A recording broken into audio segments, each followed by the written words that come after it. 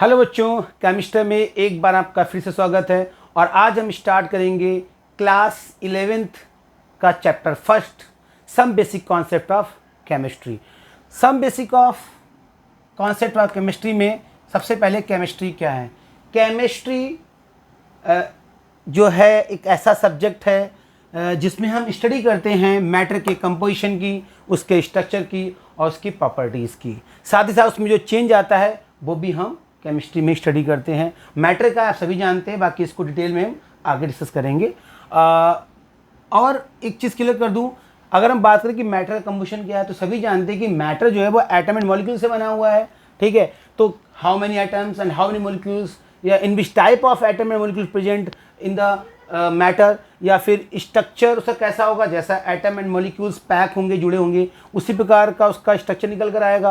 And बात करें अगर प्रॉपर्टीज़ की तो प्रॉपर्टीज़ भी ठीक वैसी ही मैटर की होंगी जिस प्रकार उसमें एटम एंड मॉलिक्यूल्स मौजूद होंगे। ठीक है, तो सीधे तौर पे हम ये कह सकते हैं, एक सिंपल डेफिनेशन हमारे पास है और वो ये है कि chemistry is the science of atoms and molecules.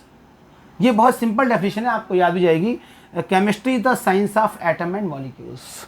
ठीक है, अब इसकी बहुत सारी ब्रांचेस है क्योंकि केमिस्ट्री एक बहुत ही ब्रॉड सब्जेक्ट्स है, तो इसीलिए इसकी बहुत सारी ब्रांचेस बनाई गई हैं जिसमें डिफरेंट प्रोसेस होते हैं, डिफरेंट तरीके से जो है उनकी स्टडी की जाती है। तो यहाँ पे कुछ ब्रांचेज मैंने आपको बताई हैं, जैसे इनऑर्गेनिक केमिस्ट्री है। इनऑर्गेनिक केमिस्ट्री में आप कार्बन को छोड़ दें तो बाकी सभी एलिमेंट से बने हुए कंपाउंड की स्टडी करते हैं। ठीक है, ऐसे ही बात करें अगर हम ऑर्गेनिक की, तो ऑर्गेनिक में स्पेशली कार्बन और उसके जो डेरिवेटिव्स हैं, हाइड्रोजन कार्बन, दोनों से मिले हुए जो हजारों कंपाउंड्स हैं उनकी स्टडी ऑर्गेनिक केमिस्ट्री में होती है। फिजिकल केमिस्ट्री की बात करें तो इसमें जनरली जो है थ्योरीज और लॉस की बात चलती है। ऐसे ही इंडस्ट्रियल में क्या है, जितने भी इंडस्ट्रियल प्रोसेस हैं जो कुछ ना कुछ मतलब मैन्युफैक्चर करते हैं बड़े लेवल पर, जैसे अमोनिया गैस का फॉर्मेशन, ऑक्सीजन गैस का फॉर्मेशन, या और कोई इंडस्ट्रियल प्रोसेस, सल्फर डाइऑक्साइड जैसा फॉर्मेशन, सल्फ्यूरिक एसिड का फॉर्मेशन, तो वहाँ पर जो है, या जैसे मेटल का एक्सट्रैक्शन हो रहा है इम्प्योर सैंपल से, ओर वगैरह, ओर होती है ना, ओर इम्प्योर सैंपल ऑफ मेटल होता है, तो उससे हम अगर प्योर मेटल निकाल रहे हैं तो वो भी कहीं ना कहीं इंडस्ट्रियल प्रोसेस में ही आता है।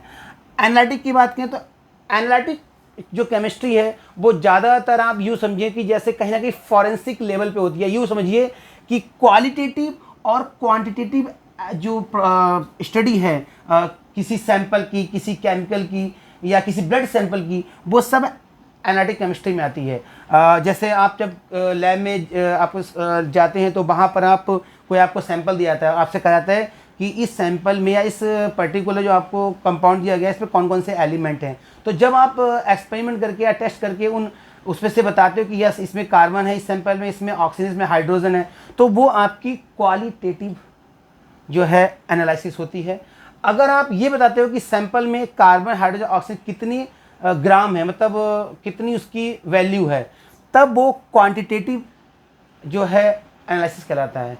तो एनालिटिक केमिस्ट्री में दोनों ही आते हैं, क्वालिटेटिव भी और क्वांटिटेटिव भी। ठीक है, इससे अलग हम बात करें बायोकेमिस्ट्री की, तो बायोकेमिस्ट्री में बायो के साथ हम केमिस्ट्री को देखते हैं, जैसे नंबर ऑफ रिएक्शंस हमारी बॉडी में होती हैं या एनिमल बॉडी में होती हैं, है ना, और साथ में तो उनको हम बायोकेमिस्ट्री में डिस्कस करते हैं, चाहे वो लिविंग थिंग से जुड़ी हुई जितनी भी रिएक्शंस हैं, चाहे वो फोटोसिंथेसिस हो, चाहे वो डाइजेस्ट से जुड़ी हुई रिएक्शंस हो, है ना, तो सारी की सारी जो है इसमें बायोकेमिस्ट्री में डिस्कस होती हैं।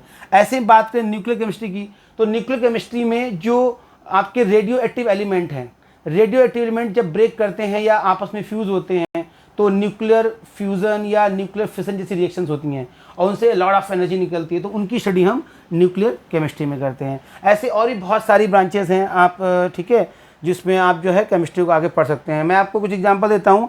जैसे फॉर एग्जांपल अगर हम बात करें तो इसमें जियो केमिस्ट्री है, या इसके अलावा यहाँ पर आपको फार्मास्यूटिकल केमिस्ट्री देखने को मिलती है, जिसमें आप नंबर ऑफ मेडिसिन्स या इन सब की स्टडी करते हैं। ठीक है, इससे अगर हम बात करेंगे इम्पॉर्टेंस ऑफ केमिस्ट्री की, इम्पॉर्टेंस ऑफ केमिस्ट्री में एग्रीकल्चर, देखिए इम्पॉर्टेंस बहुत ही ज़्यादा वर्ल्ड वाइड है। मुझे तो लाइफ के हर स्टेप में आप अगर देखें सुबह उठने के बाद से लेके सोते समय केमिस्ट्री का बहुत ज़्यादा यूज़ है। तो जैसे फिलहाल हम यह बात करते हैं पर्टिकुलर एरिया की, जैसे एग्रीकल्चर में आप सभी जानते हैं केमिस्ट्री का जो कि नंबर ऑफ़ केमिकल्स वहाँ पर यूज़ होते हैं, जैसे फर्टिलाइजर्स यूज़ होता है खेतों में, इंसेक्टिसाइड होता है, पेस्टिसाइड्स होता है ना, बीडीसाइड्स यूज़ होता है, वो सब केमिस्ट्री की ही देन है। इससे अलग प्रिजर्वेटिव्स का बहुत रोल है हमारी डेली लाइफ में। नंबर ऑफ चीज़ें हम यूज़ करते हैं जो मार्केट से लाते हैं, उनमें प्रिजर्वेटिव्स लगा होता है ताकि आपकी चीज़ ख़राब ना हो। चाहे वो घर में सुबह दूध पैकेट में आता है उसकी हम बात करें, चाहे हम बात करें जैम जेलीज की बात करें, या फिर इवन दो और भी बहुत सारे प्रोडक्ट हैं, ठीक है, तो उनमें प्रिजर्वेटिव्स का यूज़ होता है। अदरवाइज़ बहुत मुश्किल है, वो बहुत जल्दी ख़राब हो जाएंगे। तो ये प्रिजर्वेटिव्स क्या हैं? ऐसे केमिकल ही हैं और ये भी केमिस्ट्री की देन है। इंडस्ट्री की बात करें, मैंने पहले बोला हुआ है, जैसे सिंथेटिक फाइबर बनते हैं बहुत सारे, नंबर ऑफ प्लास्टिक्स जो आपको मिल रही है, नंबर ऑफ जो बड़ी शीटें मिल रही हैं आपको हैं, चेयर आपको आपकी प्लास्टिक की चेयर है, चेयर का पूरा फर्नीचर घर में मौजूद है ना, वो सब कहने के सिंथेटिक फाइबर के थ्रू बनता है, ठीक है। अच्छा, प्लास्टिक बहुत सारी प्लास्टिक अभी आजकल यूज़ कर रहे हैं, है ना। जैसे आप अगर देखें, आप घर में जो स्विच लगे हुए हैं वो बैकेलाइट के बने हुए हैं। इससे अलग जो वायर पे प्लास्टिक से, पीवीसी की प्लास्टिक से, जो टंकियां हैं पानी की आपके घरों में जिनमें पानी स्टोर होता है, तो वो भी पॉलीविनाइल क्लोराइड की बनी हुई हैं। अच्छा, ऐसे ही घर में पेंट्स हो रहा है, वार्निश है, ये सब केमिस्ट्री की देन है। सीमेंट की बात करें, सीमेंट में भी आप अगर उसका कंपोजिशन चेक करें तो वहाँ पर कैल्शियम ऑक्साइड या तमाम तरीके के उसमें कंपाउंड्स का मिक्सचर है वो, ठीक है। और इससे अलग हम बात करें मेडिसिन की, मेडिसिन का एरिया तो बहुत ही बड़ा ज़बरदस्त है, ठीक है। अच्छा, ग्लास वगैरह, डाइस वगैरह, ये भी क्या है, ये सब इंडस्ट्रियल प्रोसेस हैं और ये सब केमिस्ट्री के थ्रू ही जो है बनते हैं। बात करें मेडिसिन वाले एरिया की, तो मेडिसिन में आपके एनसीईआरटी में स्पेशली ये पॉइंट नोट कर लीजिएगा, जो पेपर में कई बार आपके स्कूल में टीचर्स डाल देते हैं, सिस्प्लेटिन, टैक्सोल, ये दो ऐसी मेडिसिन बनाई गई हैं जो लाइफ सेविंग ड्रग का एग्जांपल दिया हुआ है। इनसे जो है कहीं ना कहीं लाइफ जो है सुरक्षित होती है। और ऐसे ही एक एड्स विक्टिम को, जिसको एड्स हो जाता है, एड्स एक ऐसी बीमारी जिसका कोई इलाज नहीं है, जो होता किससे, HIV से होता है, human immuno deficiency virus, human immuno deficiency virus, या एग्जैक्टली, ठीक है। तो HIV से होता है आपका एड्स, और इसको दी जाती है AZT। अब AZT क्या है? AZT है एजिडोथाइमिडीन मेडिसिन। तो एजिडोथाइमिडीन मेडिसिन भी क्या है? सब ये केमिस्ट्री की देन है, ठीक है। इसके अलावा बहुत सारे यूज़ और भी हैं अलग अलग एरियाज़ में, ठीक है। तो आज के लिए हम इतना ही, और अगले वीडियो में आप देखेंगे नेचर ऑफ मैटर, जो बहुत ही बेसिक है। और ध्यान दीजिए, इस चैप्टर को पढ़ना इसलिए ज़रूरी है क्योंकि जिसने कभी भी केमिस्ट्री नहीं पढ़ी हो वो इस चैप्टर को पढ़ के बिल्कुल केमिस्ट्री को तरीके से समझ सकता है।